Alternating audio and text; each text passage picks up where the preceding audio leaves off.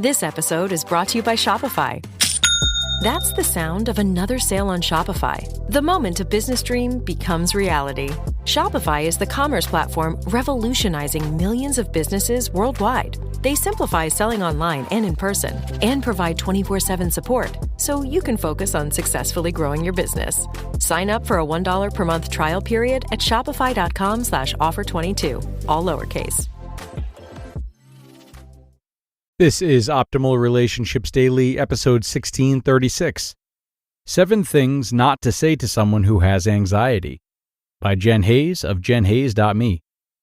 Hello, everybody. Happy Hump Day. I'm Greg Audino, your host and narrator here on ORD, and today I'll be sharing a post from Jen Hayes, whose work has really expanded of late. She originally focused a lot on content about finance, but nowadays she writes a lot about minimalism too, and personal development and relationships. It's great to be reading from her on several shows throughout the OLD network, and I think you're really going to like what she has to say today about how to interact with people suffering from anxiety. So let's get started as we optimize your life. 7 Things Not to Say to Someone Who Has Anxiety, by Jen Hayes of jenhayes.me. Anxiety now surpasses depression as the #1 mental illness affecting college students.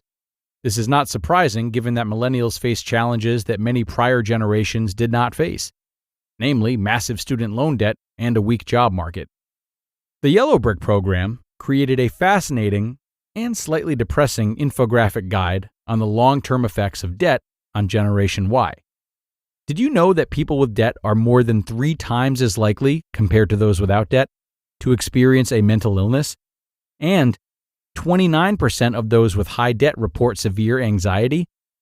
Fewer than 9% of people who are in debt have no mental health problems. 1 in 4 people will experience clinical levels of anxiety at some point during their lifetime. The odds are high that someone you know suffers from anxiety.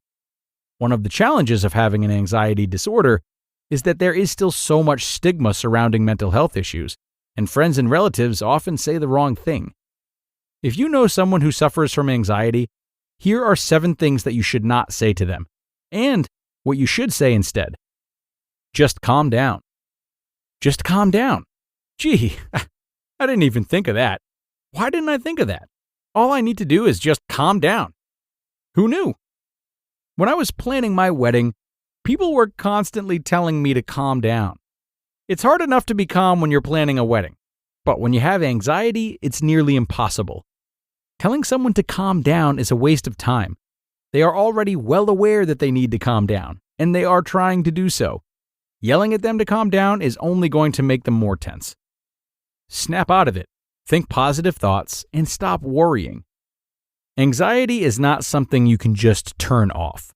Anxiety is extremely unpleasant, and no one wants to suffer from anxiety. I can guarantee you that if anxious people could stop their anxiety by just thinking positive thoughts, they would do it. Changing your way of thinking actually is an important part of treatment for anxiety. It's called cognitive behavioral therapy, and it takes time, effort, and often a trained therapist. It's not as simple as just thinking happy thoughts. I know how you feel. I've been stressed out too. Anxiety and stress are often used interchangeably, but they are 2 very different things. Stress is what you feel when you have too many things to do, or you think you're going to fail a final, or you have a fight with your significant other. Anxiety, on the other hand, often comes out of nowhere, and it isn't necessarily tied to an external stressor. Stress typically goes away when the source of the stress is taken care of. When you finish your busy day, when you pass that final, or when you resolve the argument with your boyfriend. Anxiety does not have a set end point, and it can make you feel hopeless, depressed, and give you the illusion that you're losing your mind. You're being crazy, /irrational/ridiculous. Calling someone crazy is just mean.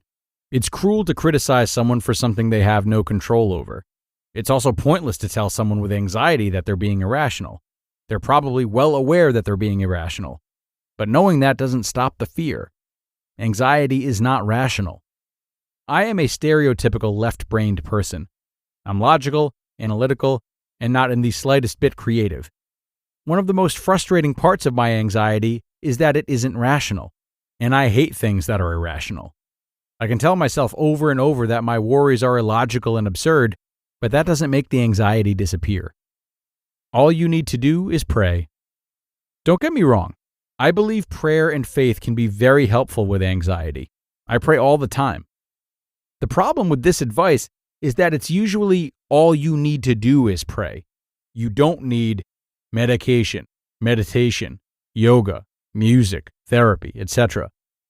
This is absurd if you think about how differently we handle physical health conditions. Let's imagine you were diagnosed with cancer. Would you pray about it? Forego all the types of treatment and hope that God would give you a miracle? Probably not.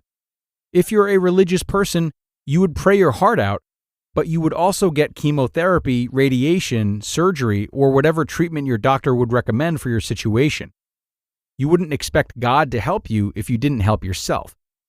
So, if you're a religious person, instead of just praying the anxiety away, pray that God will help you to find whatever it is that works best for you to treat your anxiety, whether that's medication, counseling, listening to music, or more prayer. Everyone's different. Find what works for you. You don't need medication.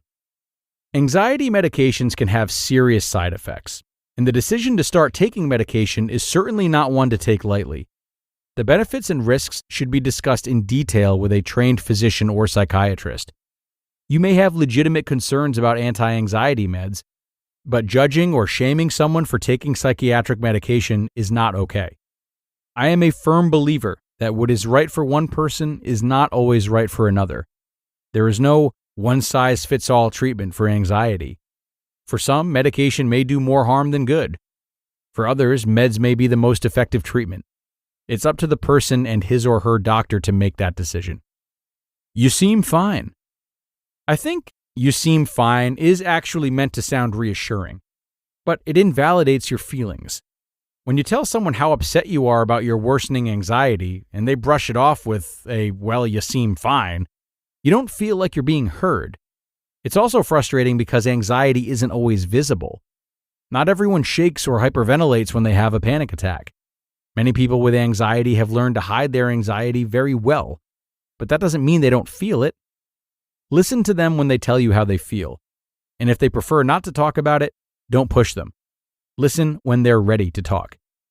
Now that we've talked about what you shouldn't say, what should you say instead? Try any of these. I care about you. You matter to me. I'm here for you. I'm listening. And what can I do to help? You just listened to the post titled 7 Things Not to Say to Someone Who Has Anxiety by Jen Hayes of jenhayes.me. Really good one from Jen today. Thanks a lot to her for that. Now, one point she made that I really like is that anxiety is different for everyone. And that's not only from person to person, but this also means from situation to situation. So if you are looking to help someone who's struggling with anxiety, consider keeping that top of mind. Explore what type of relief they might need. Maybe hearing that they're not alone and that others have gotten through similar struggles, is encouraging to them and gives them hope. That's what we would like to think. Or maybe it makes them feel like the weight of their concerns is being overlooked. That's just one example, but don't be afraid to ask what you can do for them. Get a sense of how they're relating to this unique moment before you insert the treatment that you assume is best or would be best for you. This is how you really give them space, and it's something that will be very noticeable and appreciated by them. And with that, we're going to end it for today, everybody. I hope you liked this article from Jen. I know I sure did. Have a great rest of your day, my friends, and I will talk to you again tomorrow, where your optimal life awaits.